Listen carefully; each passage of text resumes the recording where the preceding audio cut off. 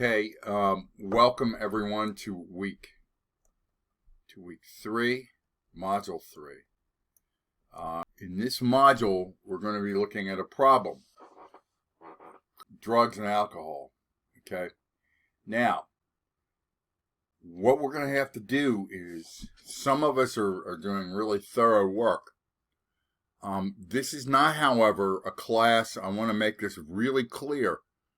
You need to ground everything that you do in the readings and the perspectives that are presented in this chapter and every chapter. And you need, this will be, last week was the last week where I will accept work without references. In other words, you're going to have, don't just shoot from the hip and give me your opinion. You need to ground. If you say something, for example, like, "Oh, people need good jobs." Well, what is a good job? Okay. You really that's just, it sounds like you're having a conversation, with a friend. These discussion posts are not just you're writing your opinion or what your thoughts are, your reaction.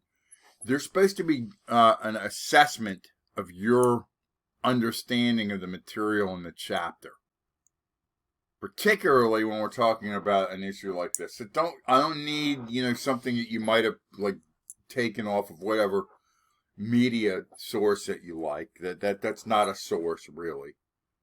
Whatever your perspective might be, right? You need to support what you're saying.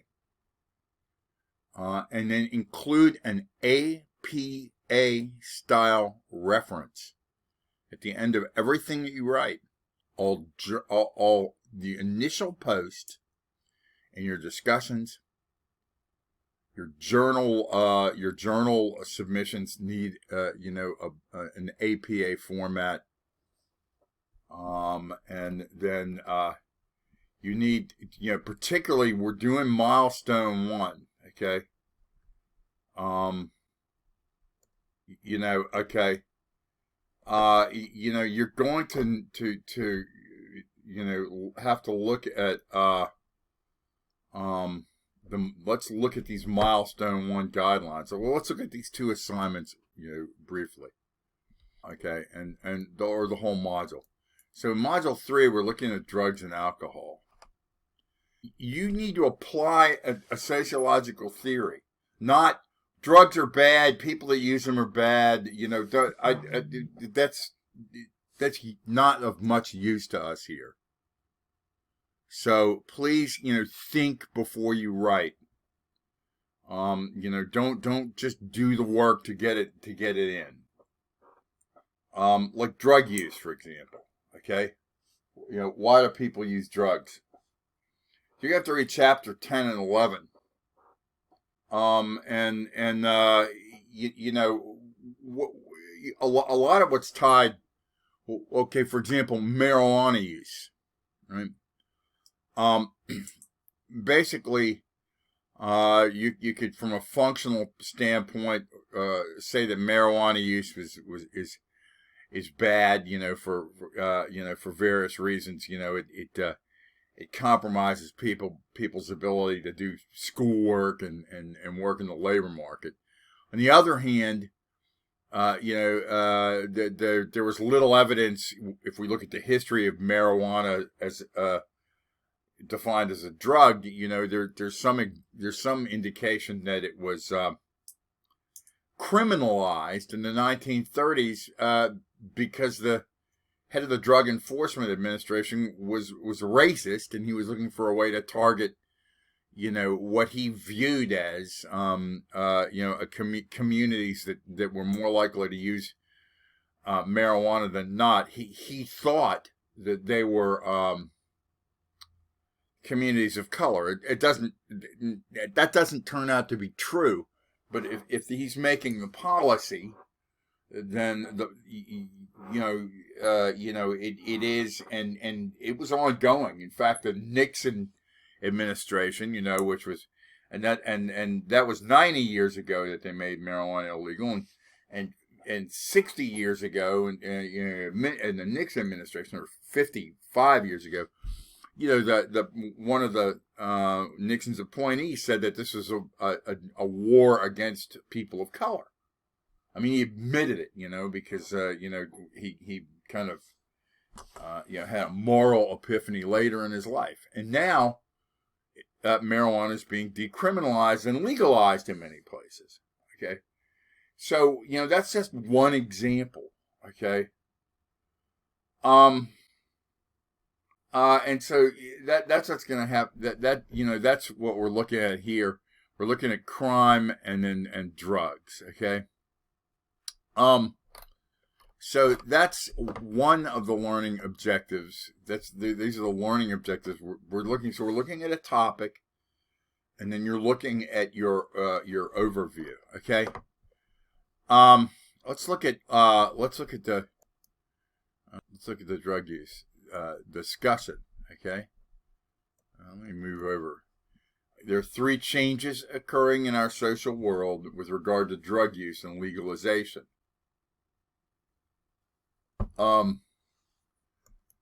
Drug use and drug legalization in the United States. So they're legalizing something that's been illegal.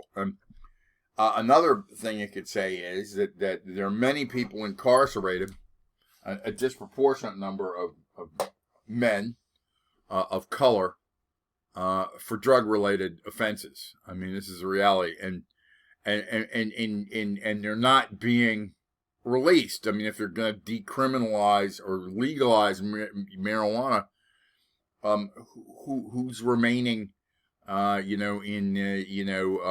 away? These are issues to look at.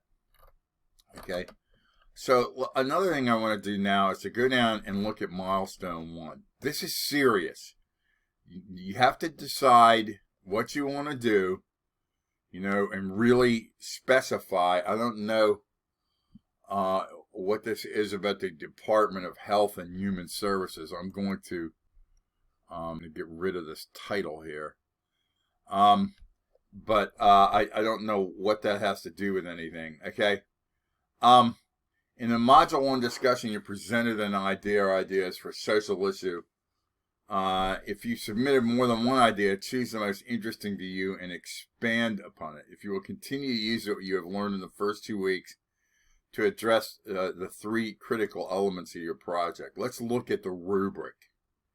Read these rubrics, okay?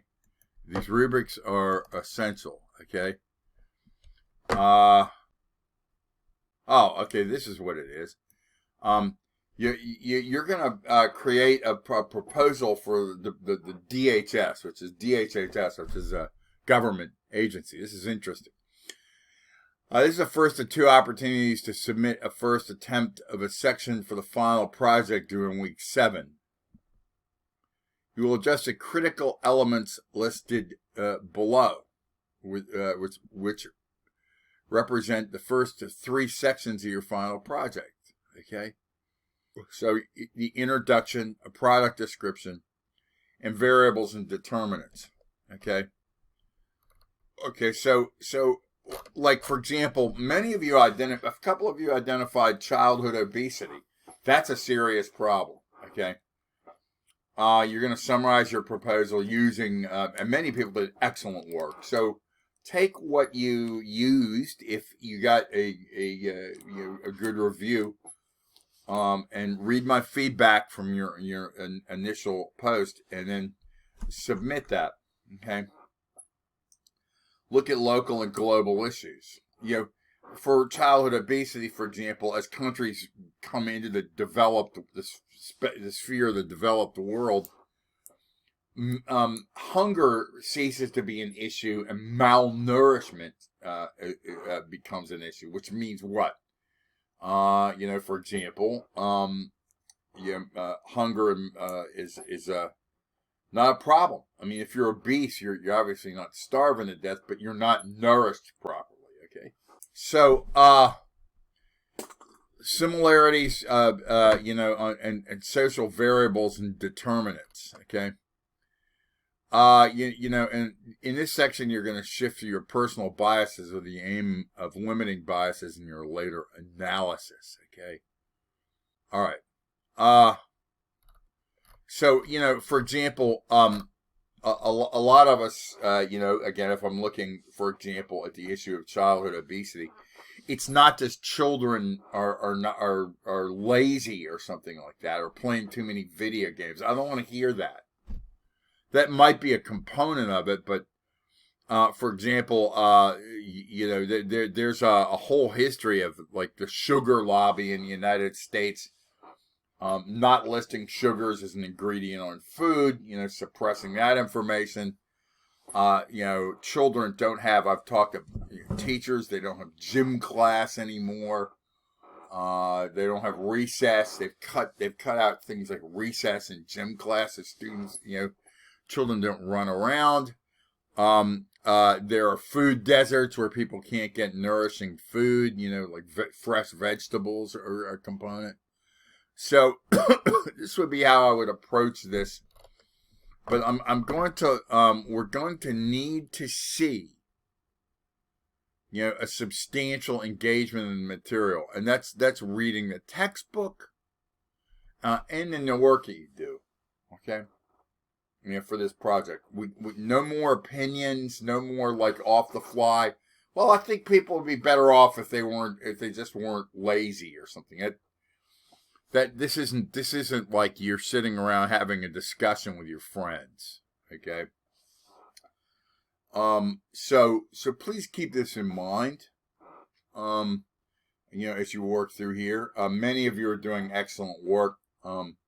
Please read the feedback that I give you on your assignments, and be clear about what we're doing here. Have a great week, and I look forward to reading your discussion post.